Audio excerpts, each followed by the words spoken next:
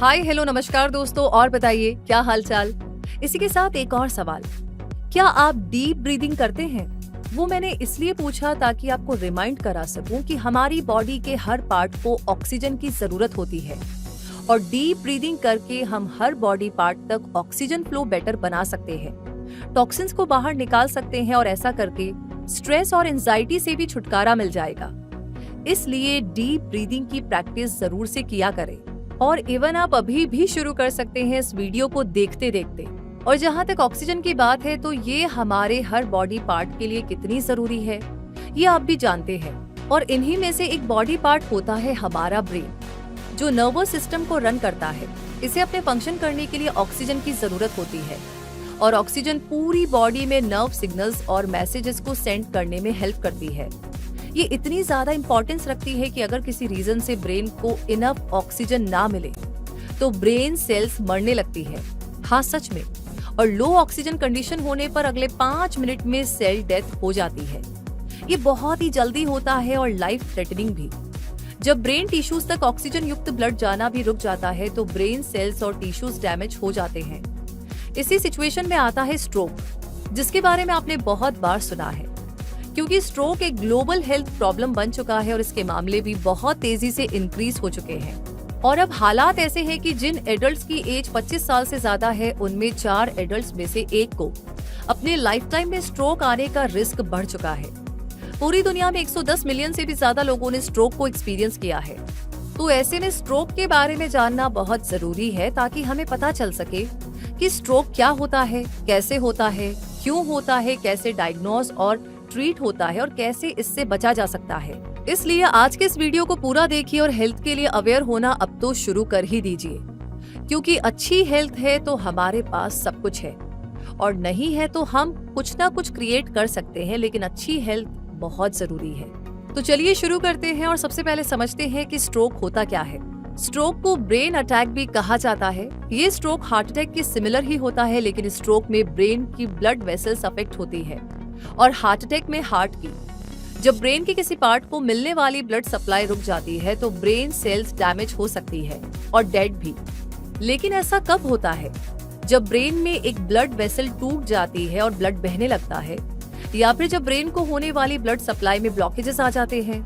इन दोनों ही कंडीशंस में brain tissues तक ब्लड और ऑक्सीजन की सप्लाई रुक जाती है और बिना ऑक्सीजन के ब्रेन सेल्स और टिश्यूज चुटकियों में डेड हो जाते हैं। इस कंडीशन को स्ट्रोक कहते हैं। ये एक मेडिकल इमरजेंसी होती है। स्ट्रोक के इम्पैक्ट शॉर्ट टर्म भी हो सकते हैं और लॉन्ग टर्म भी। ये इस बात पर डिपेंड करता है कि ब्रेन का कौन सा पार्ट अफेक्ट हुआ है और कितना तेजी से उसका ट्रीटमेंट हुआ है। इसका मतलब हमें ये पता होना चाहिए कि कौन से सिम्टम से स्ट्रोक को पहचाना जा सकता है ताकि समय रहते मेडिकल हेल्प ली जा सके।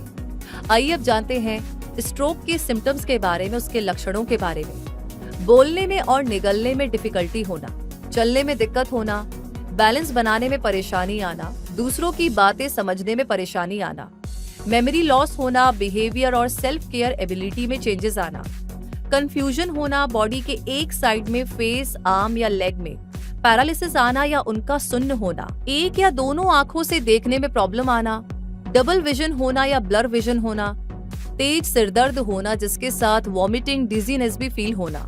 इसका मतलब डॉक्टर को कब दिखाना चाहिए? जब इनमें से कोई भी सिम्टम नजर आए तो तुरंत एक्शन लेना होगा, भले ही सिम्टम्स थोड़ी देर के लिए आए और चले जाए। लापरवाही नहीं की जानी चाहिए। तुरंत डॉक्टर तक पहुंचने पर फोकस करें, क्योंकि ये कंडीशन भी मेडिकल इमरजेंसी हो सकती है। इसे और क्लियर करने के लिए कुछ और इम्पोर्टेंट सिम्टम्स चेक किए जा सकते हैं और इसके लिए इस टाइम आपको फास्ट होना होगा। इसलिए याद रखिए कि फास्ट का मतलब FAST, फेस, आर्म्स, स्पीच और टाइम, जिसमें फेस यानी जिस पर्सन को अनवेल लग रहा है, ठीक नहीं लग रहा है, उसे स्माइल करने को कहिए। अगर फेस का एक साइड नीचे लटक जाता है तो स्ट्रोक आ सकता है। आर्म्स यानी उस पर्सन को अपने दोनों आर्म्स ऊपर उठाने के लिए कहिए। क्या एक आर्म नीचे गिर जाती है या एक आर्म ऊपर उठाई ही नहीं जा रही, तो जल्दी कीजिए, स्ट्रोक आ सकता है। स्पीच यानी उस पर्सन को एक सिंपल सेंटेंस रिपीट करने को कहिए। क्या वो साफ नहीं बोल पा रहे हैं? अगर हाँ, तो टाइम यानी टाइम वेस्ट ना करें। ऐसा एक भी साइन दिखते ही तुरंत मेडिकल इमरजेंसी की हेल्प ले, क्योंकि हर मिनट कीमती है। ज्यादा देर हुई तो ब्रेन डैमेज और डिसेबिलिटी होने के हायर चांस बनते चले जाएंगे। तो अब आप समझ गए हैं ना कि कैसे इस सिचुएशन को आइडेंटिफाई करना है। तो अब आगे जानते हैं कि स्ट्रोक आने के कारण क्या होते हैं। स्ट्रोक दो कारणों से आ सकता है, एक ब्लॉक्ड आर्टरी और एक ब्लड वेसल का फटना। ब्लॉक्ड आर्टरी होने पर इस्केमिक स्ट्रोक आता है और ब्लड वेसल के लीक करने या फटने पर हेमोरेजिक स्ट्रोक आता है। कुछ लोगों में ब्रेन को होने वाला ब्लड फ्लो टेम्परेरी डिस्टर्ब होता है और इस कंडीशन को TIA यानी ट्रांजिएंट इस्केमिक अटैक कहा जाता है। आइए इन तीनों के बारे में और जानते हैं। सबसे पहले इस्केमिक स्ट्रोक के बारे में जानते हैं, जो स्ट्रोक का मोस्ट कॉमन टाइप है। ये तब आता है जब ब्रेन की ब्लड वेसल्स ब्लॉक हो जाती है या सिकुड़ जाती हैं, जिससे ब्लड फ्लो कम हो जाता है। इस कंडीशन को इस्केमिया कहते हैं। फैटी डिपॉजिट्स की वजह से ये ब्लॉकेजेस हुआ करते हैं। दूसरा टाइप है हेमोरेजिक स्ट्रोक। जब ब्रेन में एक ब्लड वेसल लीक करती है या फट जाती है तो हेमोरेजिक स्ट्रोक आता है। इसके कई रीजंस हो सकते हैं, जैसे uncontrolled high blood pressure, blood thinners का over treatment, trauma, blood vessel walls में प्रोटीन डिपॉजिट्स एटसेट्रा। और अगला आता है ट्रांजिएंट इस्केमिक अटैक यानी TIA। इसे कई बार मिनी स्ट्रोक भी कह दिया जाता है। इसमें स्ट्रोक जैसे सिम्टम्स एक टेम्परेरी पीरियड के लिए आते हैं और इससे परमानेंट डैमेज नहीं होता है। इस्केमिक स्ट्रोक की तरह TIA भी तभी आता है जब क्लॉट ब्लड फ्लो को ब्लॉक कर देता है, और TIA का मतलब फ्यूचर में पूरा स्ट्रोक आना भी हो सकता है, इसलिए इसे हल्के में ना ले। स्ट्रोक के रीजंस और इसके रिस्क को बढ़ाने वाले भी बहुत सारे फैक्टर्स होते हैं और ऐसे रिस्क फैक्टर्स में आते हैं unhealthy diet, stress and depression, overweight होना, फिजिकली इनएक्टिव रहना, बहुत ज्यादा अल्कोहल लेना, कोकेन जैसी इलीगल ड्रग्स का यूज करना, हाई ब्लड प्रेशर रहना, स्मोकिंग करना, हाई कोलेस्ट्रॉल रहना, डायबिटीज होना, हार्ट प्रॉब्लम्स होना, स्ट्रोक हार्ट अटैक की पर्सनल या फैमिली हिस्ट्री होना। 55 से ज्यादा एज में भी ये रिस्क ज्यादा रहता है और विमेन की बजाय मेंस में इसका हाई रिस्क रहता है। रिस्क फैक्टर्स के बारे में जानकर के आप समझ गए ना कि हमारी कौन सी आदतें स्ट्रोक को प्रमोट करती हैं।